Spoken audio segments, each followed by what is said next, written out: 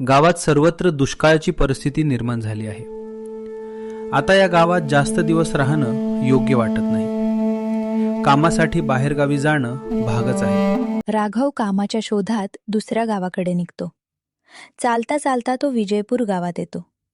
तिथे त्याला राहण्यासाठी कोणताही ठावठिकाणा नव्हता आणि त्याच्याकडे कामही नव्हतं.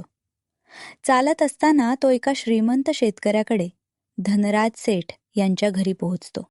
सेठजी, मी राघव दुसऱ्या गावाहून आलोय. आमच्या गावात दुष्काळाची परिस्थिती आहे. लोकांची शेती कोरडी पडलीय. पाण्याच्या थेंबासाठी लोक त्रास सहन करत आहेत. मला तुमच्याकडे काही काम मिळालं तर खूप कृपा होईल.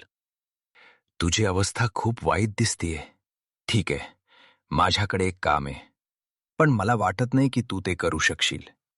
सेठजी, तुम्ही काळजी करू नका. तुम्ही मला कोणतंही काम द्या, मी ते पूर्ण मेहनतीने आणि प्रामाणिकपणे करेन. ठीक आहे राघव, मग नीट ऐक. माझ्याकडे 50 गायी आणि 50 म्हशी आहेत.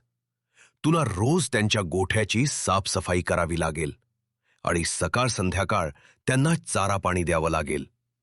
महिन्याच्या शेवटी तुला या कामासाठी 200 रुपये मिळतील. आणि हो, 2 वेळचं जेवण आमच्याकडून मोफत दिलं जाईल.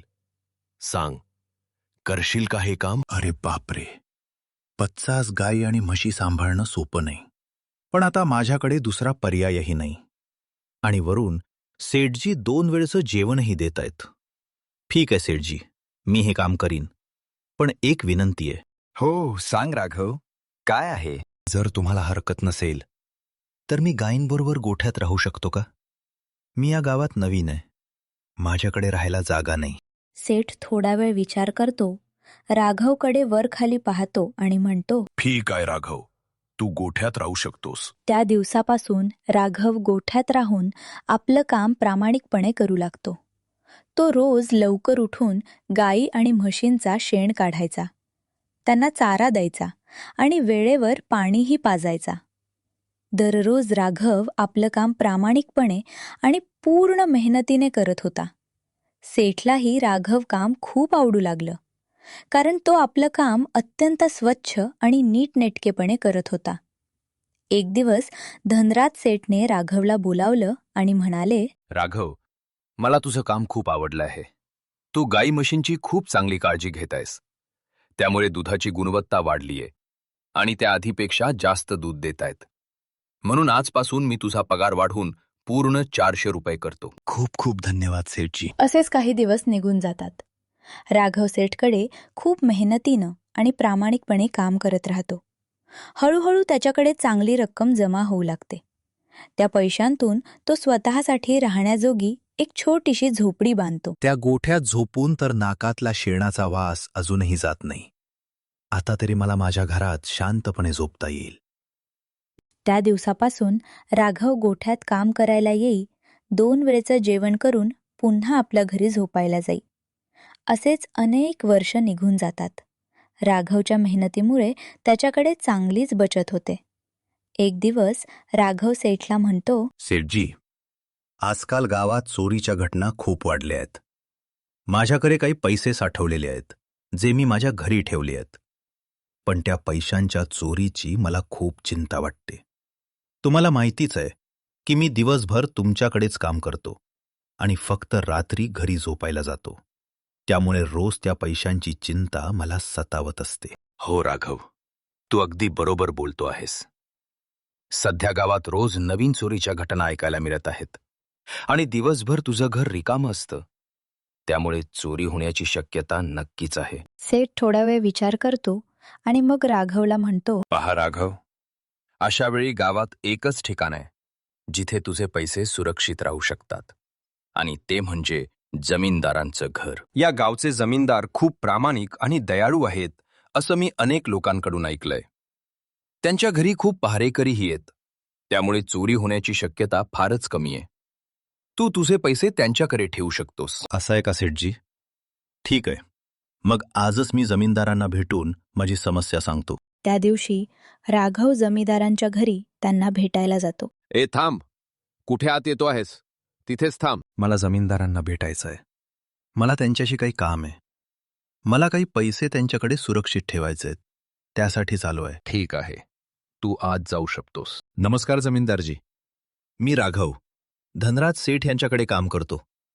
काही वर्षांपूर्वी मी दुसऱ्या गावाहून इथे आलो आहे. बरं राघव, सांग तुझं माझ्याकडे काय काम आहे? जमीनदारजी, मी अनेक वर्षांपासून धनराज सेठ यांच्याकडे काम करत आहे आणि मी काही पैसेही साठवले आहेत. पण गावात चोरीच्या घटना खूप वाढल्या आहेत. त्यामुळे मला ते पैसे घरी ठेवायला भीती वाटते. मी तुमच्या प्रामाणिकपणाबद्दल खूप ऐकलंय.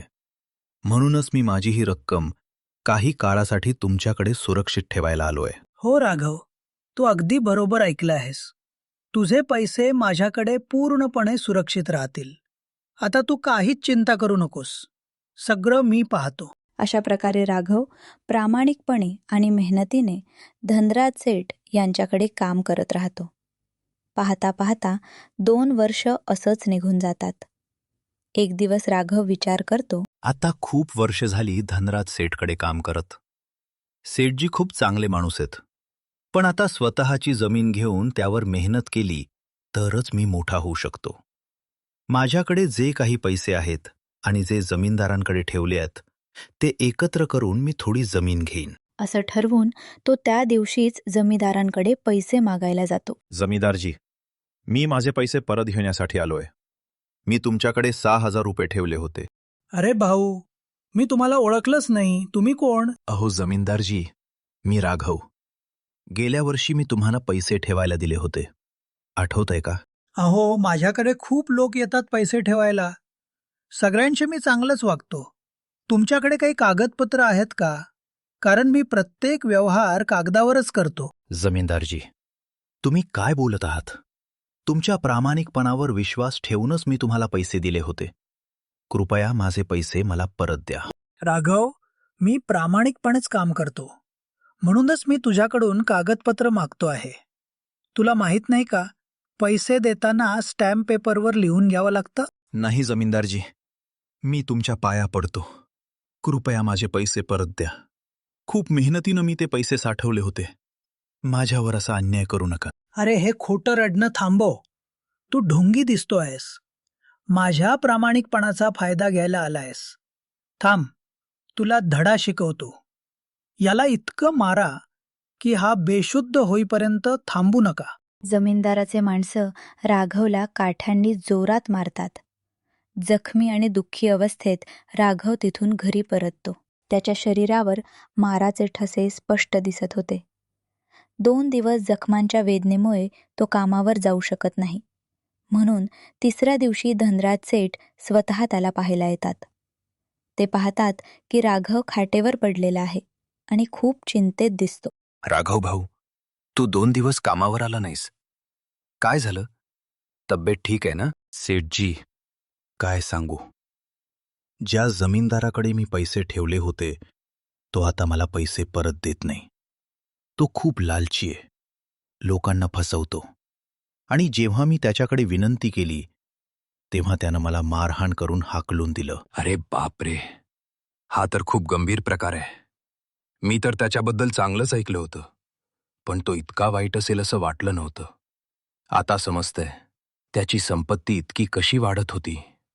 मला माफ कर राघव, मीच तुला त्याच्याकडे जाण्यास सांगितलं. नाही सेठजी, तुम्ही माझं भलंच विचारलं होतं. चूक त्या जमीनदाराची आहे. पण आता माझे पैसे परत मिळतील असं वाटत नाही. राघव, माझ्याकडे एक युक्ती आहे. त्याने तुझे पैसे नक्की परत मिळतील. 2ऱ्या दिवशी धनराज सेठ खूप सारे पैसे एका सुटकेसमध्ये भरून स्वतः जमीनदारांच्या घरी जातात. अरे धनराज सेठ, आज तुम्ही स्वतः इथे? बोला भाऊ, या गरीबाच्या घरी कसं येणं झालं? आमचं भाग्यच आहे की तुमच्यासारख्या श्रीमंत माणसाचे पाय आमच्या घरी पडले. जमीनदारांच्या घरी नमस्कार जमीनदारजी. अरे, तुम्ही तर मला लाजवत आहात. मी काही महिन्यांसाठी दुसऱ्या राज्यात व्यापारासाठी जाणार आहे. माझ्याकडे हे जवळपास खूप पैसे आहेत. मला भीती आहे की हे पैसे चोरीला जाऊ नयेत. तुम्ही हे पैसे तुमच्याकडे सुरक्षित ठेवू शकता का? तुमच्याशिवाय मला या गावात कोणावरही विश्वास नाही. अरे धनराज सेठ, ही काय विचारायची गोष्ट आहे का? तुमचे पैसे माझ्याकडे पूर्ण सुरक्षित राहतील. तुम्ही निर्धास्तपणे व्यापाराला जाऊ शकता. तेवढ्यात तिथे राघव येतो. अरे राघव, चांगलं झालं तू आलास. मी तुझ्याकडेच येणार होतो. मला माफ कर. त्या दिवशी तुला ओळखू शकलो नाही. खूप लोक येतात जातात, थोडी गडबड होते. पण मी माझ्या शब्दाचा पक्का आहे. थांब, मी तुझे पैसे आत्ताच देतो. जमीनदार राघवचे सर्व पैसे त्याला परत देतो. माफ कर राघव. माझ्या माणसांनी तुझ्याशी वाईट वागणूक दिली. मी त्यांना आजच कामावरून काढतो. वा जमीदारजी, तुम्ही तर खूपच प्रामाणिक आहात. मग मी माझे सगळे पैसे तुमच्याकडे ठेवतो. इतक्यात धनराज सेठचा नोकर धावत येतो. मालक, आता तुम्हाला बाहेरच्या राज्यात जाण्याची गरज नाही.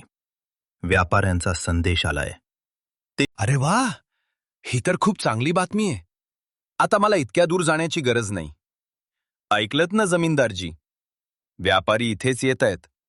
त्यामुळे आता हे पैसे तुमच्याकडे ठेवण्याची गरज नाही. तरीही तुमचे खूप खूप आभार. असं म्हणून धनराज सेठ आणि त्यांचा नोकर आपले पैसे घेऊन तिथून निघून जातात. अरे देवा, हे काय झालं? 50,000 तर गेलेच, आणि राघवचे 6,000 पण परत द्यावे लागले. राघव म्हणतो, खूप खूप धन्यवाद सेठजी. आज तुम्ही नसता तर माझी सगळी कमाई त्या जमीनदाराने लुबाडली असती. राव, काही हरकत नाही. जो माणूस मेहनतीने आणि प्रामाणिकपणे कमावतो त्याचं कधीच वाईट होत नाही. आणि जो अन्यायाने पैसा कमावतो त्याचं कधीच भलं होत नाही.